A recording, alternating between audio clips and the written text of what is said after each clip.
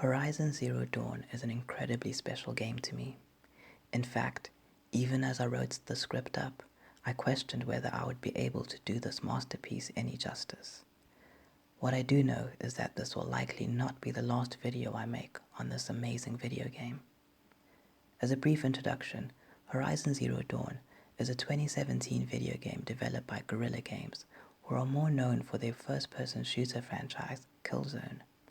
Admittedly, I've never played Killzone, though after playing Horizon Zero Dawn, I am certainly curious to explore their other projects to see if they affect me nearly as much as Horizon Zero Dawn did. However, I doubt they will. Horizon Zero Dawn was a phenomenal game. One I think is worthy of being considered one of the greatest games of the last generation. Its significance in my life, however, is not entirely due to the quality of the game. Instead, it has to do with the fact that it was there for me at just the right time, when my life was dark and ugly and full of thoughts of death and misery. In this darkest pit, Horizon Zero Dawn was this beam of light so beautiful I feel extremely emotional just thinking about it. I know a lot of gamers listening might have their own experiences of a video game connecting with them on a deeply emotional level, perhaps in ways the developers never intended. Such games can leave a lasting impact. Well, Horizon Zero Dawn is that for me, and in this video essay, I hope to explain why. To do this, I'm going to be focusing on the beauty and sublimity of the game and why it was so important to me at a time where the only thing I could see was darkness.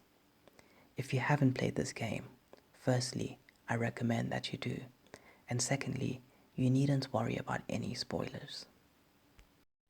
Before we begin, I want to talk a bit about what makes Horizon Zero Dawn such a great game. Great enough for me to platinum it, great enough for Aloy to be my PSN profile picture, and great enough for me to be writing this video game essay. Firstly, the story. Horizon Zero Dawn centers around Aloy, an outcast in a post-apocalyptic world. Much of human civilization has been erased, and nature has taken over the landscapes that man once ruled. However, that doesn't mean that all traces of technology are gone. Instead, we find robotic creatures known as machines. Most of them are somewhat analogous to creatures we're used to. The tall neck is not unlike a brontosaurus or a giraffe. The thunderjaw resembles a T-Rex. Chargers look like rams, and striders are similar to horses. Of course, these aren't all the machines in the game, and part of the fun is discovering them all, learning their behaviors, and figuring out how to get the best of them using your available tools and skills. Aloy's story is one of trying to survive in a hostile world where resources aren't gained without struggle, and everything seems to be hell-bent on trying to kill her. Betwixt this, she also has aims of figuring out her own origins and learning why she is an outcast. From the beginning, it's made quite clear that Aloy is different in some regard. Most obviously, she's an outcast, but she also possesses a focus. This is a device that allows her to gain more information about the machines around her and the remnants of human technology that remain. I connected with Aloy a lot. I think it's possible for her to be viewed as a Mary Sue, but that's not the Aloy I played as. My Aloy was someone with undying tenacity, someone who keeps a brave face despite the hardships, ostracization, and challenges that come her way. This isn't a product of her being perfect, but rather a product of her striving against all odds to maintain her own goodness and do what is right in her eyes. The reason why I connected with her isn't because I think I have these same personality traits, but rather because Aloy was strong when I wasn't. She was persistent and resilient when I wanted to quit, permanently. Despite how much I connected with Aloy, She, surprisingly, isn't the most special thing about this game to me. What affected me the most is going to be the topic of this video essay, the beautiful and the sublime. This will be done by making use of theory by Immanuel Kant. I'll also be using Umberto Eco's text on Beauty, a History of a Western Idea. The concept of beauty has garnered itself some negative connotations over the years, and not undeservedly. When beauty is used as a standard by which to judge humans, it can lead to superficiality and prejudice. Beauty can also carry negative connotations within the realm of video games. The beauty of good graphics can be seen as a superficial plaster to cover up the fact that a game is bad or subpar, drawing in customers through flash rather than merit. I can see how one would be convinced by such arguments. However, beauty can also be a good thing, a very good thing. This is made evident by delving into Immanuel Kant's writing. The concepts of beauty and sublimity are of interest to Kant, as is explained by Deleuze, because our human sensory experience only allows us to know the phenomena of objects.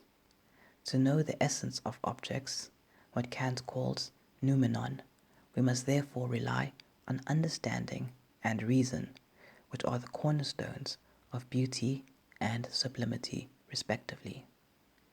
Kant defines beauty as the object of an entirely disinterested satisfaction. What is important to note is that although it initially appears as though beauty resides in the object, that is not what Kant is arguing. As he goes on to explain, this cannot be because the judgment of beauty is not logical, but instead is only aesthetical, and thus, quote, involves merely a reference of the representation of the object to the subject. Because judgment of beauty is universal, beauty must thus, quote, claim validity for everyone, without this universality depending on objects. Thus, beauty occurs universally in the minds of subjects, not in the objects themselves. The simplest definition of the sublime which Kant provides is that which is absolutely great, or beyond all comprehension. Kant associates the sublime with terror by describing the sublime as that which is terrible to sensibility, yet is attractive. Just as is the case with the beautiful, the sublime too does not rest in the object, but in the subject. Kant expounds on this idea by explaining that when judging the sublime, we have no interest whatever in an object, i.e., its existence is indifferent to us. Thus, although we may, for example, describe nature as sublime, Kant is careful to repeatedly remind us that sublimity does not reside in anything of nature, but only in our mind. The important distinction Kant makes between the two concepts in relation to the judgment of objects is that the sublime, unlike the beautiful, does not find a satisfaction in the object, but instead in the extension of the imagination itself. That is to say, when one is faced with the beautiful, the imagination turns to understanding. However, when one is faced with the sublime, the imagination turns to reason. Kant states that sublimity excites a mental movement in the subject, and because the movement is pleasing, it must involve a purposiveness in the harmony of the mental powers. When the purposiveness is in reference to the faculty of cognition, it is known as mathematical sublimity, and if it is in reference to the faculty of desire, it is known as dynamic sublimity. Thus, the mathematically divine is contained within magnitudes, while the dynamically divine is contained in power. Both power and magnitude are available in bucket loads in Horizon Zero Dawn. The open world is jaw-droppingly expansive and only gets bigger with the DLC, which adds a snowy region to the map. Almost every hour of this game I spent in complete awe of the magnitudes this game provides. There are tropical biomes, expansive deserts, forests with haunting beauty, and open meadows that look like nothing short of paradise. Walking through the glistening snow of the Cut is a breathtaking experience. Without a doubt, this is one of the most sublime open worlds I have ever come across in all my years of gaming. To be clear, it's not the first game or the only game to make me feel this way. Quite recently, I've been playing Shadow of the Colossus, and its sweeping open fields to gallop across with your horse definitely border on the divine. The same is true for Uncharted Golden Abyss on the Vita, where the scale of the natural environment in comparison to Nathan Drake makes him feel small and insignificant in comparison. However, there's something special about the way Horizon Zero Dawn's open world feels. How it does this, I think, is best explained by the studio art director Jan Bat van Beek. Quote, "It's a form of hyperrealism that we started calling BBC realism. It's all shot in perfect condition, at the perfect time of day, with exactly the right dramatic light angle, cloudscapes, and weather. There is a lot of cinematic grading to add contrast, atmosphere, and saturation to the screen. It's a film process that takes weeks to find those conditions and film a 10-second snippet. In Horizon, we wanted to give them a sense of being in a 24/7 version of BBC's nature, where it is always at its most epic, most impressive." As one could probably guess, power in the game comes in the form of your main enemies, the machines. When the game begins, the player is introduced to machines such as Watchers and Grazers. Players can take the machines down by aiming for their weak spots using a bow and arrow or various other weapons. For example, a Watcher can be shot in the eye. Alternatively, players can chip away at a machine's components. Once machines are down, they can be looted for raw materials, which can be used to craft ammo or be used to improve outfits and weapons. As the game progresses, the kinds of machines you come across grow larger and all the more powerful. The Thunderjaw is so large that the idea of taking it down feels almost incomprehensible at first. Taking down the Stormbird for the first time was a highlight in the game for me. Its massive size and plethora of weapons at its disposal make one feel as though they're going up against something of unimaginable power. Just watch.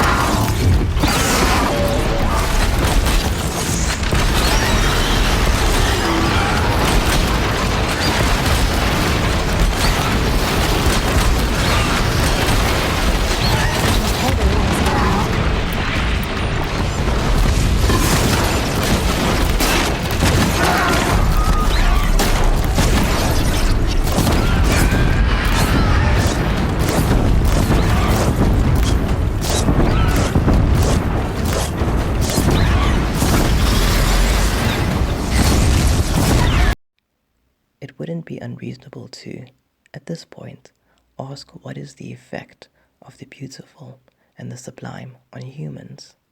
Now, I cannot answer that question. I don't have the intellect or scope of knowledge to know what universal effect sublimity has. However, I can speak on my own experiences. The sublime in Horizon Zero Dawn was a wormhole from the ordinary to higher consciousness. The sublime filled my mind and detached me from the basest aspects of my thinking.